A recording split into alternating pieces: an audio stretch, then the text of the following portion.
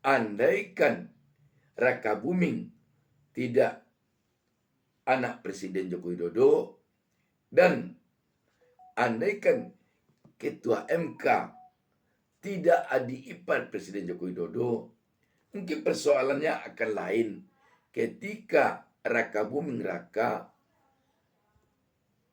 mendaftar ke KPU baru lalu. Tidak dapat kita bayangkan jika sampai pada saat MK mengadili sengketa Pilpres dan Pemilu nanti, kepercayaan publik atau rakyat kepada MK masih belum pulih.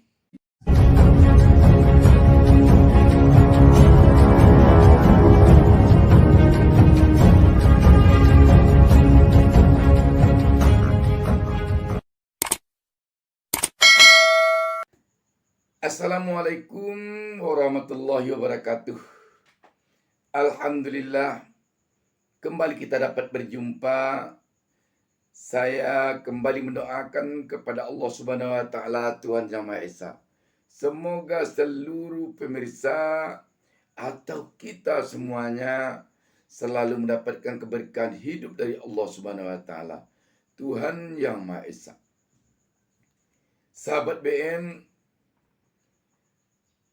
ada kita mendengar pertanyaan yang berpendar di tengah-tengah publik semenjak beberapa waktu terakhir ini.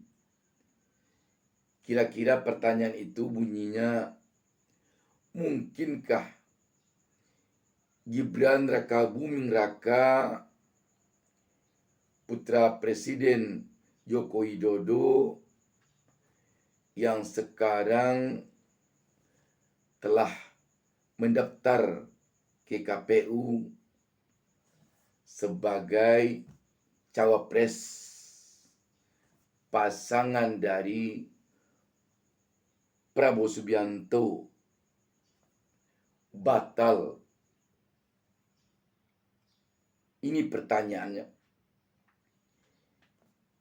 Pertanyaan ini muncul kelihatannya setelah melihat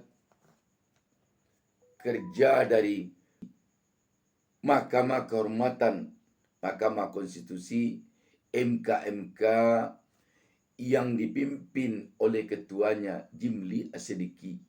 Semenjak MK bekerja, banyak terbongkar ke permukaan hal-hal yang berkaitan dengan putusan MK nomor 90 yang heboh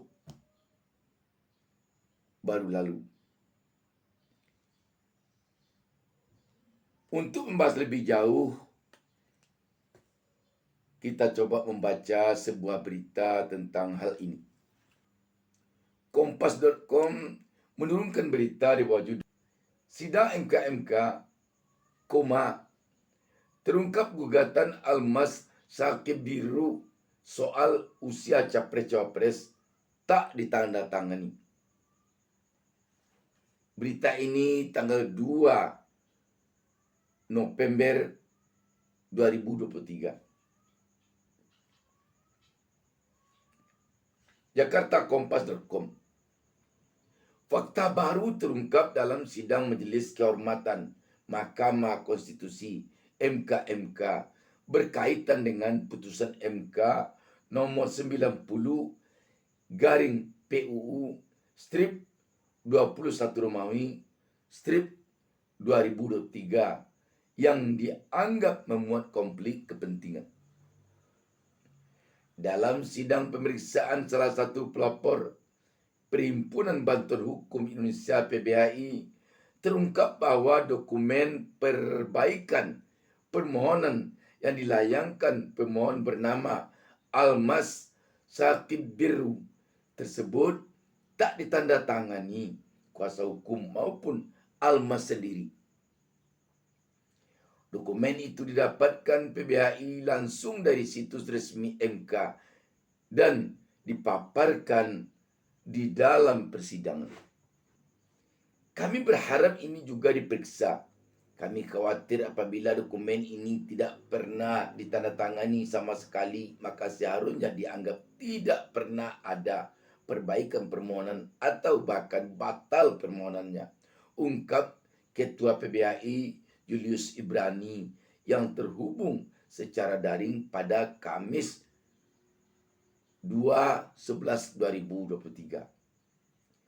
Ia menambahkan, selama ini MK telah menjadi pionir sekaligus teladan dalam pemeriksaan persidangan yang begitu disiplin, termasuk dalam hal tertib administrasi. Maksudnya tertib administratif. Sebagai informasi, dugaan pelanggaran kode etik ini mengemuka setelah MK yang diketuai ipar Presiden Joko Widodo, Anwar Usman, mengabulkan gugatan terkait syarat usia calon presiden dan wakil presiden cawapres pada Senin 16 Oktober 2003 lewat putusan yang kontroversial. Dalam putusan nomor 90 garing PUU strip 21 Romawi garing 2023, maka merumuskan sendiri norma bahwa seorang pejabat yang terpilih melalui pemilu dapat mendaftarkan diri sebagai capres-cawapres walaupun tak memenuhi kriteria usia minimum 40 tahun. Putusan ini memberi tiket untuk putra sulung Jokowi yang juga keponakan Anwar Gibran Rakabuming Raka untuk melaju pada Pilpres 2024 dalam usia 36 tahun berbekal status wali kota Solo yang baru disandangnya 3 tahun. Gibran pun secara aklamasi disepakati Koalisi Indonesia Maju KIM sebagai bakal cawapres pendamping Prabowo Subianto sejak Minggu 22/10/2023 dan telah didaftarkan sebagai bakal cawapres ke KPU RI Rabu 25/10/2023. Anwar membantah dirinya terlibat konflik kepentingan dalam memutus perkara ini, meski pendapat berbeda, dissenting opinion, Hakim Konstitusi yang tak setuju putusan 90 itu mengungkap bagaimana keterlibatan Anwar mengubah sikap MK dalam waktu pendek. Hingga kini, MK telah menerima secara resmi 20 aduan terkait dugaan pelanggaran kode etik dan pedoman perilaku hakim dari putusan perkara nomor 90 garing PUU strip 21 Romawi garing 2003 tersebut. Aduan tersebut bervariasi, mulai dari melaporkan Ketua MK Anwar Usman selaku paman Gibran, ada yang memintanya mengundurkan diri, ada yang melaporkan semua hakim konstitusi, ada yang melaporkan hakim yang menyampaikan pendapat berbeda, dissenting opinion, dan aduan yang mendesak agar segera dibentuk MK-MK. MK menyatakan bakal membacakan putusan paling lambat pada 7 November 2023, sehari sebelum tenggat pengusulan bakal pasangan capres pengganti ke KPU RI. Sahabat BN, tampak sekali sengkarutnya dalam putusan MK nomor 90 yang bagi publik terkesan ini telah meloloskan Gibran Rakabuming menjadi cawapres. Ini yang menjadi persoalan tampaknya bagi publik. Andaikan putusan MK nomor 90 ini tidak ada, tentu saja tidak akan ada persoalan. Dan untuk kita ketahui juga bahwa andaikan Raka Buming tidak anak Presiden Joko Widodo, dan andaikan Ketua MK tidak adik ipar Presiden Joko Widodo, mungkin persoalannya akan lain ketika Raka Buming Raka mendaftar ke KPU baru lalu. Sahabat BN, pertanyaan yang kita sampaikan di awal tadi memang sekarang ini sangat deras bergulirnya di tengah-tengah publik. Kelihatannya publik menunggu putusan MK-MK. Apakah putusan MK-MK nanti akan menganulir putusan MK nomor 90 ini ataukah bagaimana? Namun sahabat BN, beranjak dari ini, rakyat tentu menginginkan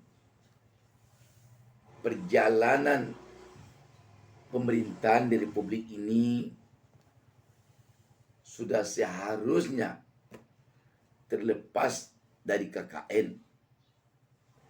Apakah korupsi, apakah kolusi, apakah nepotisme yang bagi publik tampaknya sekarang ini terkesan putusan MK nomor 90 ini syarat nepotisme. Sedangkan publik telah trauma kelihatannya oleh KKN ini karena 32 tahun rezim Orde Baru berjalan di Republik ini. Perjalanannya syarat oleh KKN. Dan untuk menumbangkan Orde Baru guna mengikis KKN di Republik ini bukan pekerjaan yang mudah bagi para pejuang reformasi dulunya. Namun demikian, tentu juga kita sebagai negara demokrasi jangan sampai hendaknya nanti menafikan hak-hak dari Raka Buming Raka sebagai warga negara untuk maju sebagai capres. Artinya apa? Di dalam MK-MK bekerja, seluruh hak-hak yang ada dan yang dipersoalkan di sini dan seluruh kejanggalan-kejanggalan yang dipersoalkan di sini tentu perlu diungkap dan perlu memenuhi rasa keadilan.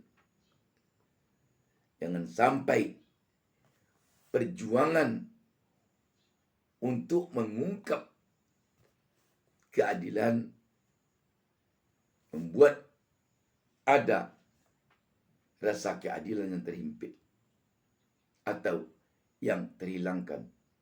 Sahabat BN, sekali lagi tentu publik sekarang ini sangat berharap kepada MK-MK tentang didapatkannya oleh publik atau oleh rakyat rasa keadilan dari persoalan ini. Sekali lagi tentu rakyat berharap KKN benar-benar menjadi barang haram di era reformasi sekarang ini. Sebab KKN inilah yang menjadi pokok perjuangan para pejuang reformasi di era tahun 97, 98 silam.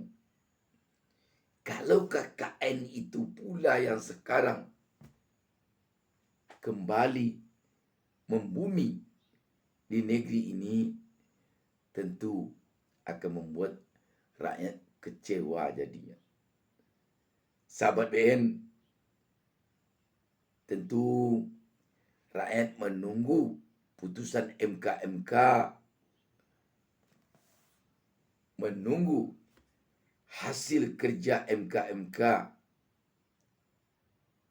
Sahabat BN, semua kita berharap tentunya penyelenggaraan Pilpres dan Pemilu 2024 berjalan lancar, demokratis, benar-benar langsung, umum, bebas, rahasia, terbebas dari kecurangan pemilu, baik kecurangan yang dilakukan oleh penyelenggara pemilu maupun kecurangan yang dilakukan peserta pemilu, ataupun kecurangan dalam bentuk apapun. Dan tentu pula kita berharap kepercayaan rakyat, kepercayaan publik yang begitu tergerus akhir-akhir ini kepada Mahkamah Konstitusi secara cepat dapat pulih kembali, sebab tidak dapat kita bayangkan jika sampai pada saat MK mengadili sengketa Pilpres dan Pemilu nanti, kepercayaan publik atau rakyat kepada MK masih belum pulih. Sebab MK lah nanti yang akan menentukan penyelesaian sengketa Pilpres dan Pemilu. Bayangkan kalau rakyat tidak percaya kepada MK. Demikian, wassalamualaikum warahmatullahi wabarakatuh. Jangan lupa subscribe. Jangan lupa subscribe. Jangan lupa subscribe.